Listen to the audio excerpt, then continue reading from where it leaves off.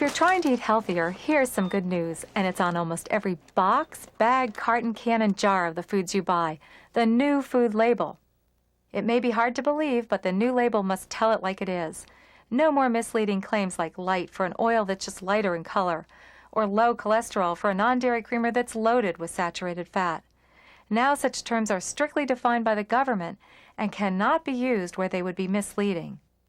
To benefit from the new label, you have to know how to read and interpret it. Let's take a few minutes to go over what you need to know about the new label. Of course, when you're actually in the supermarket with coupons in hand and maybe even kids in tow, you're lucky if you have a few seconds to look at a label.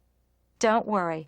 At the end of this tape, I'll give you our split-second method for label reading. Now let's take a look at this label. The heading says Nutrition Facts, and you'll find this heading on all of the new labels. Now let's look at serving size information. The new label has standardized serving sizes. This makes it easy to compare similar products because you'll be comparing like with like. For example, these two cereals. Of course, if the amount you generally eat is not the same as the serving size, you will get more or less of the nutrients listed. Also, remember that the serving size is not a recommended amount. It's a reference amount to help you make comparisons. Now let's look at the bottom of the label. It tells you what's recommended for good health, so you can compare what's in a particular food with what you should get in a day. You'll find the same information on all food labels that have space to include it. As you can see, there are two sets of recommended intakes called daily values, and they apply to people ages 4 and older. One set is for people who need 2,000 calories a day, and the other is for people who need 2,500 calories a day. Who needs about 2,000 calories a day? Most women, young children, older people, and sedentary individuals. Many men and very active women need at least 2,500 calories a day. But everyone is different, and as the label says, your daily values may be higher or lower depending on your calorie needs. And also, one should add, depending on your medical needs. Now let's take the 2,000 calorie a day diet, since that's the one the government chose as a standard.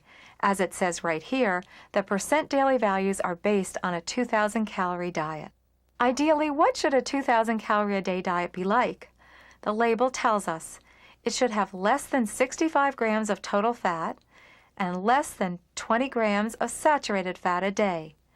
It should also have less than 300 milligrams of cholesterol and less than 2,400 milligrams of sodium a day. In other words, these are the upper limits for total fat, saturated fat, cholesterol, and sodium. But for other nutrients, total carbohydrate and dietary fiber, no upper limits are given. The label recommends 300 grams of total carbohydrate and 25 grams of fiber, which is more than most people generally get.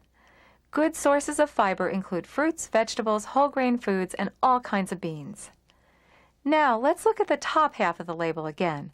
Here we find the percent daily value information, and here's how to make use of this information.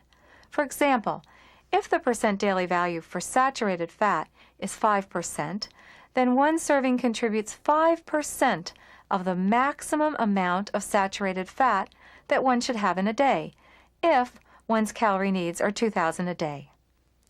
There's still more useful information in the new label. It gives the grams of sugar and the grams of protein in a food too. In the United States, most people already get more protein than they need. Remember, protein-rich animal foods come with fat and cholesterol too. Eat smaller servings of lean meat, fish, and poultry. Use skim milk and low-fat milk, preferably 1%, and skim milk yogurt and cheese. Include more vegetable protein foods such as dry beans, split peas, and lentils. Not only do these foods give you more protein, but they also boost your total carbohydrate and fiber intakes, which is what most people need. Now let's look at the vitamin and mineral information.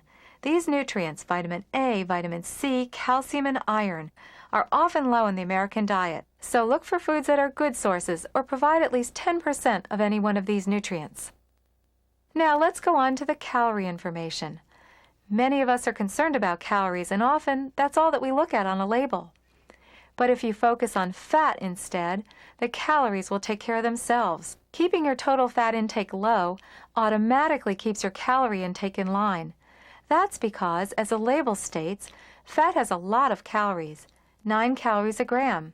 By comparison, carbohydrate and protein have only 4 calories a gram. There's still a bit more information about calories on the new label. It's the calories from fat. As you can see in our example, there are 35 calories from fat in a serving of this food. But wait a minute. We know there are 9 calories in a gram of fat and that there are 4 grams of fat in this product. So there should be 36 calories from fat, not 35. The only reason the label says 35 is that the numbers on the label are rounded off according to rules that make comparing products easier. So that's the story behind the label you see in front of you. Fortunately, you don't need to know every last detail to make smart decisions in the store. Now, here's the split-second approach to label reading. First, check the serving size. Next, proceed to look at the numbers for total fat and saturated fat. Can you live with these numbers, or do you get 50% of your daily value for saturated fat from just one serving of this product? Then look at sodium. If it's high in sodium, can you balance this food off with other foods low in sodium? Lastly, check for nutrients you want to get plenty of: total carbohydrate, dietary fiber, vitamin A, vitamin C, calcium, and iron. Is it a good source of at least one of these? And to double check, flip over to the ingredient statement because it tells you exactly what's in the product. As you can see, the new label makes shopping for healthier foods much easier than it used to be. Now the only problem is how to avoid the candy aisle if you're shopping with kids.